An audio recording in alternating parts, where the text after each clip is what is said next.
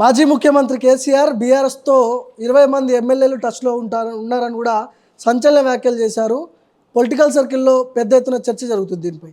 మాజీ పీసీసీ అధ్యక్షులు హనుమంతరావు గారు ఉన్నారు నాతో పాటు. 20 మంది టచ్లో ఉన్నారంట మీ పార్టీ వాళ్ళు.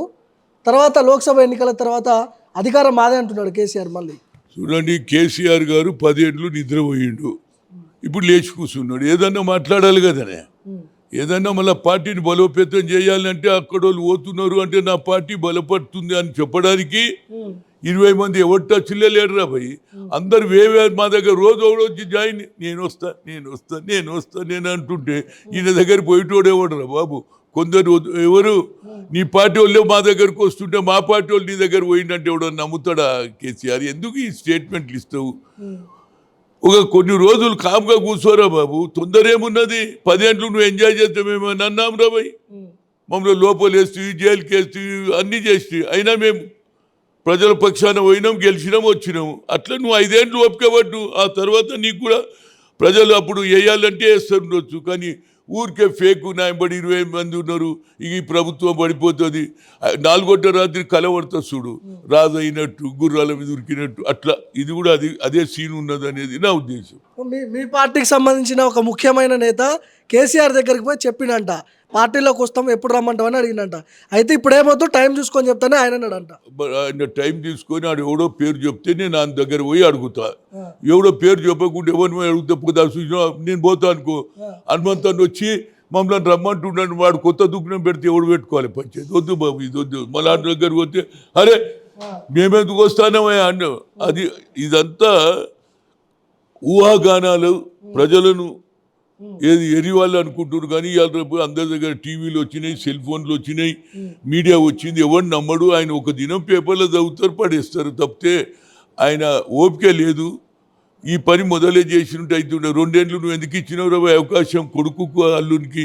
ఆ 2 ఏళ్ళు తీసుకుపోయి ఏది మహారాష్ట్రలో అబ్కీ బార్ బీజేపీ ఏది కిసాన్కి సర్కార్ అని కోట్ల రూపాయలు వేస్ట్ చేసి 7 లక్షల కోట్ల రూపాయలు అప్పు చేసి ఇవన్నీ నీకు తొవ్వేది ఉన్నది. ఆఖరికి నయం పైసలు ఏమైనా అడుగుతున్నా నేను.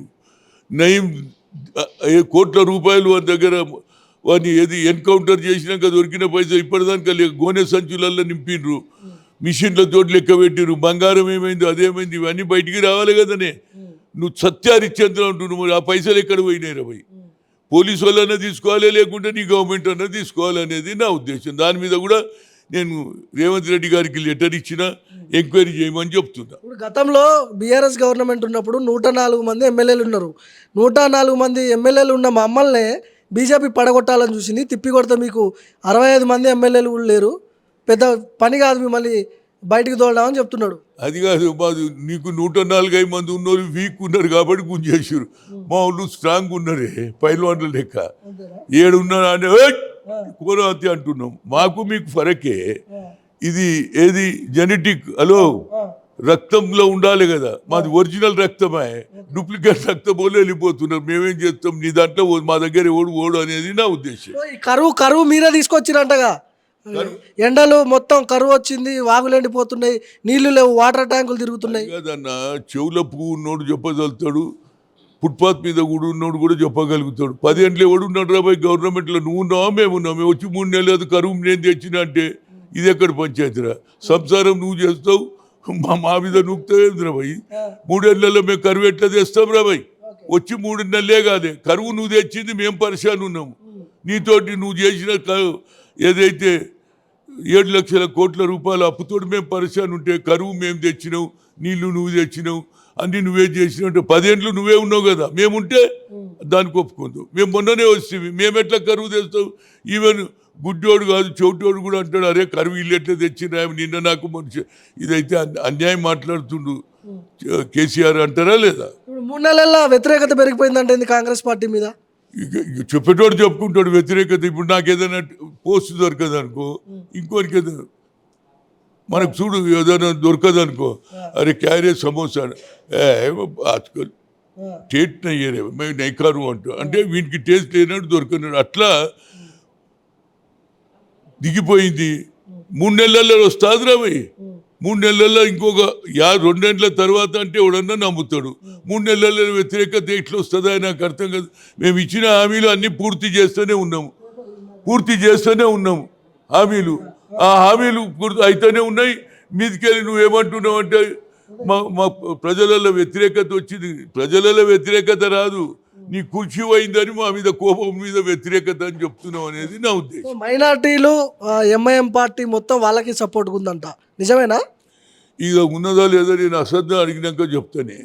असद एప్పుడన్నా तो अरे क्या है भाई असद भाई तू बीआरएस के साथ है तेरा दुकान अलग है वो दुकान में है नहीं అని అడుగుతా. కానీ నేను అడగంది చెప్పా, ఎందుకంటే నాకు మంచి ఫ్రెండ్ వాళ్ళ ఆయన ఫ్రెండ్, ఆయన ఎవరికి సపోర్ట్ చేస్తున్నా మాకైతే తెలియదు. ఇంతవరకు అయితే ఓపెన్ చెప్పలేదు.